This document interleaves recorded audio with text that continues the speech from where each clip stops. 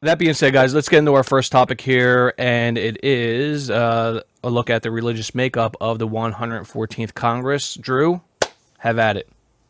The 114th Congress will be sworn in on Tuesday, January 6, 2015, bringing with it not only a Republican, but also a Christian majority. Nearly 92% of the House and the Senate are Christian, compared to 73% of the American adults, according to an analysis by Pew Poll. Of the Christian Congress members, 57% are Protestant, while 30% are Catholic. After Christianity, Judaism is the next largest faith represented in Congress, represented by just over 5% of the members. 9 members report don't know or refuse to answer, while just a handful of others said that they were Buddhist, Muslim, or Hindu. Although unaffiliated makes up the second largest religious grouping in the United States, only one member of the 114th Congress reported this faith preference. A full 99% of Republicans in the new Congress are Christian, compared to 81% of the Democrats. Only one of the 301 Republicans in the new Congress, Representative Lee Zeldin of New York, is not a Christian. Zeldin is one of 19 Jewish members, and apart from him, all are Democrats. There are also at least 7 ordained ministers in the new Congress, 4 of whom are Republicans and 3 who are Democrats, according to the Pew. Pew notes that although the Christian majority has remained roughly constant from Congress to Congress, religious diversity has increased since the middle of the 20th century, when there were virtually no other faiths represented at all other than Christianity and Judaism. Thank you very much there for thank you very much, Drew. And I think TJ, was this your topic? Yes, sir. Okay, would you like to go first since it's your topic, or are you going to sit there and smoke a cigarette? I actually just have one quick point, and then I'll jump in later after everyone else has talked. I think it has a lot to do with why democracy has a hard time working, because when you have a lot of, like, let's say, idiots or Christians or whatever, that's what you end up having elected to represent everybody, and that's why we have people like Louis Gohmert and now the Gordon Klingenschmidt, for fuck's sake. Oh, geez, that guy, yeah. You know what I'm saying? You end up with this shit, and that's the fault of, that's the downfall of democracy, is that you end up with more stupid people than smart people, and those stupid people fucking get just as much vote. You know what I'm saying? So yeah, I'll let you guys go, and I'll jump in. Yeah, go ahead, Joe. Yeah, that's pretty much what I was going to get at. It just shows that is just one more area where conservatives are showing a complete lack of diversity. I mean, most of these people are really old, they're really white, they're really wealthy, and now they're all really Christian. And I'm wondering how many ideas that reflect and benefit such a diverse nation like America can you really expect to come out of that? But guys, Christians are being persecuted here in America. Do you guys know that? That's the other thing. All the time. The double that they have. They can fall back on that and say, oh, we're so persecuted, and at the same time be like, oh, by the way, we make up, this overwhelming majority of the country, Yeah, I mean, what I want to say here is I want to expand a little bit further. 2016 is, I believe 2016 hopefully will hold a different story. On like midterms, people really, our ilk, I should say, really don't worry about midterms too much. Okay, so I think it's going to hold a different story in 2016. The more people that come out of the closet as secular, humanist, atheists, non-believers, progressives, because we need a pretty big influx of progressives, closet liberals, and you have to vote too. I'm like, people have to go out there and vote. The people that are in our demographic have to go out there and vote. That's even midterms. I say go out there and vote, because things could change in those couple years. You know what I mean? I think it's only going to get better. Also, the hate-filled, we got the hate-filled elderly demographic out there too, just like you pointed on, Drew.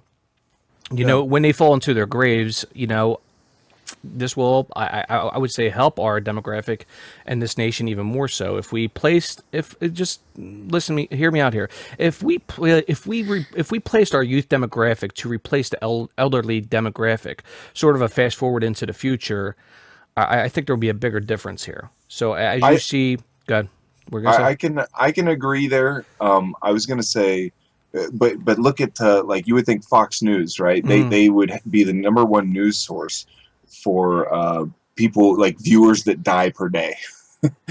they would have the most of viewers dying per day, and yet still somehow they stay up there, and so it's not like the old people dying off is really helping us. We seem to still be moving in a conservative fucking direction, and the only way that it seems progressives or liberals get their way is when shit hits the Supreme Court for the most part, and even then though, And they're old fucks too. Like, you get. Like, well, I mean, here you know in what I mean? Florida, I say that because here in Florida we have like gay marriage because the Supreme Court refused to look at some fucking case. And so they like allowed gay marriage, and so people were like getting married as quick as possible before fucking they changed their minds and shit. And they couldn't have any kind of bias towards that. So yeah, and so when I'm just saying that when it's taken to task, there are instances like the Hobby Lobby ruling, which really it blows your mind, and we do have more conservative justices in the federal Supreme Court. Yes, which means they're gonna which is absolutely ridiculous that the judges aren't voted on and that they're appointed. I think. I also think it's ridiculous that in this day and age you got to stand in line and take off time from work on a Tuesday to fucking go vote, and we haven't figured out a secure way to fucking like vote online or some shit. You can do your taxes online, but you can't fucking vote. Get the fuck out of here. You could do that if they wanted to. They could do it, and they're just not doing it because it doesn't benefit them. When I'm talking about Republicans and conservatives, they certainly don't care about that. In fact, they're trying to restrict voting as best they fucking can. Yeah. And because they know that the majority doesn't agree with them, even if it's let's say 40% Republicans, because there's a large percentage of people out there that just don't give a fuck about politics. Absolutely. They just you ask, are you a Democrat or Republican, and they're like, huh? And that's why give a fuck. And that's why I think, and I'll go to Paul right now, is that's why I post on my personal Facebook when it comes to politics. Dude, fucking right, I post articles. Fucking right, I speak against this shit. You know what? I lose friends on my personal Facebook for fucking talking shit on the Republicans, the conservative Republicans, which most of my friends are, of course, and they hate it. And they fucking just, oh yeah, fuck him. You know what I mean? And they don't want to get it. And like people post shit on my personal Facebook about the GOP, and they'll say, oh yeah, this and this. But when I make a comment and I use a little reason and I tell them why they're wrong, they get pissed off and they fucking kick me or delete my messages. It's like, really, dude? If you're gonna post something on your Facebook on my feed, fucking right, I'm gonna defend my position and tell you why you're wrong. And it's just ridiculous. And they just kick you. So go ahead, Paul. I was just real quick on Joe's point. If you were to post some atheist shit on their feed, you damn well better believe that they would be like, Christian persecution, you're not allowed to do that. I'm going to stand up for my faith, blah, blah, blah, blah, blah. Like, it would just be this non-ending barrage of bullshit.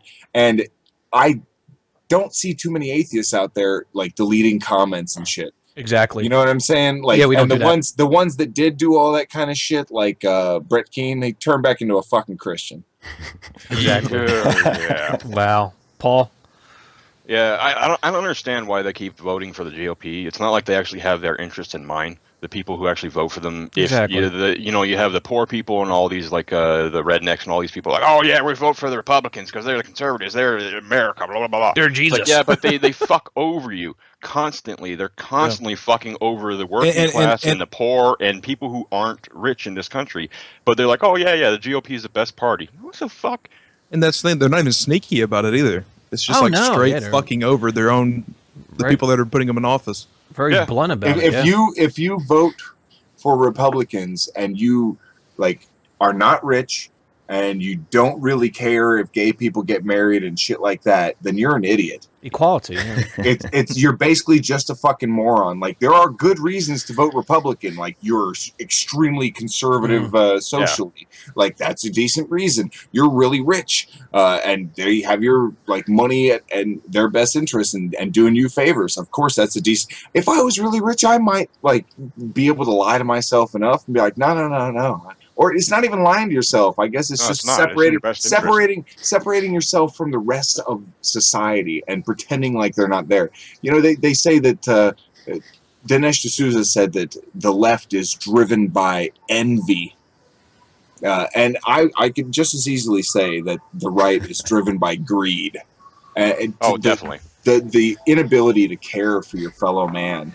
How dare we not implement a theocratic society by fascists? I'm like, how dare we not? Yeah. And many claim that, look at the opposite side of the spectrum, and they claim that Obama is this socialist fucking fascist. The irony, but radical progressive. Well, the 10 Commandments are the basis for all law in the United States. Yeah, of course it is. Steve, have at it. And then, man. if I ask you what the 10 Commandments are, you can't fucking name all of them. You look at me with a blank stare, like, well, exactly. They're important, though. Let's get Steve in here because we got to move on. Yeah, Steve, sorry. what do you got? Buddy? Yeah, well, yeah, what Joe said earlier about voting, man. If you're a progressive, and especially if you're an atheist or someone who thinks that secularism is important or whatever, it's important when elections come around to get out and vote, to make your voice heard, because the religious demographic is really the only major demographic that we usually talk about that hasn't moved very much. In terms of greater representation. I mean, we've seen greater representation for women. We've seen greater representation for people of color.